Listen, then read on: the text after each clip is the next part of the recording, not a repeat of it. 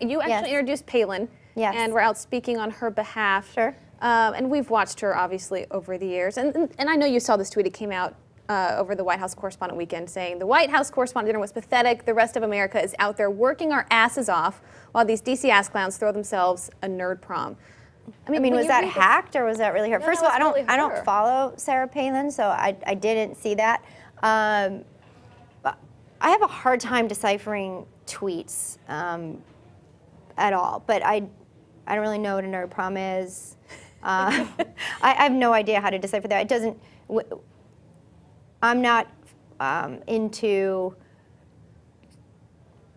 speaking politically in a way that you have to need a code for. I'm not sure what that means. Because so much of it is about the language, right? I just want to clarify too.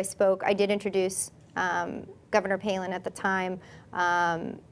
Senator McCain asked me to do that. I would pretty much. My dad introduced her at the convention. I mean, we were all out there. I think it was part of the movement. Interesting time, and and look, I also thought that as a person, she was being unfairly attacked at the time for her wardrobe, and I remember getting out there and saying that I think people should also, if they're going to think about her wardrobe and how much everything costs, why don't they think about the pin she's wearing for her child who's actually overseas. I mean, I was just really trying to open up the lens for people and ask for something that's fair.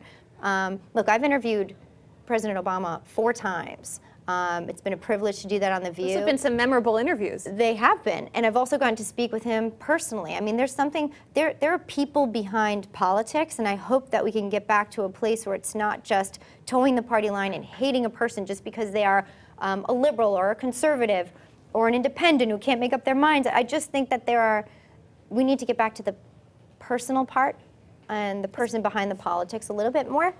Is part of the problem, though, the Rush Limbaughs, the Ann Coulters that speak in a way that is so hate-filled and divisive and anti?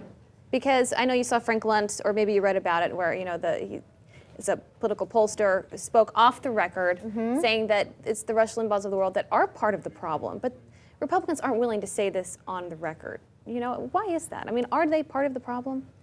I think the problem is more vast than we're even, maybe willing to discuss at all. I think for every person on one side that's saying something, there is a person on the other. And I do have to think that there will be a time when we'll be able to discuss things in a civil way. I mean, we do it on The View often, and things may get heated, and when women tend to discuss things in a debate format, it's cattiness and it's arguing, but it's not. It's actually just discourse and being able to go through topics in a way that not everyone is expected to be aligned in their opinion. I'm not into the blame game here, but I think there's a great thing that's about to happen in politics, and I hope that it does. I mean, if I'm able to sit there and have a great conversation personally with President Obama and the First Lady on the side about their girls and how things are going, and my parents are talking, I mean, if that can happen, really, it should be okay for everyone to have conversations like that. At the end of the day, we're all human, and we're all Americans. Yeah, I mean, my best friends are, I would say 8 out of 10 of my best friends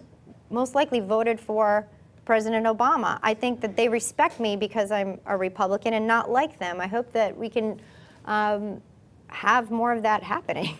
Are there leaders that you look up to in the party to guide the way? Because I agree with you. I think that the future only goes up from here. Sure. And who are those individuals you think that will help lead the way to get us to where we need to be, back to common sense? I hesitate to answer that with name, only because that will then get turned into, is that the next runner for the office? Is this the next contestant in the race? Is this?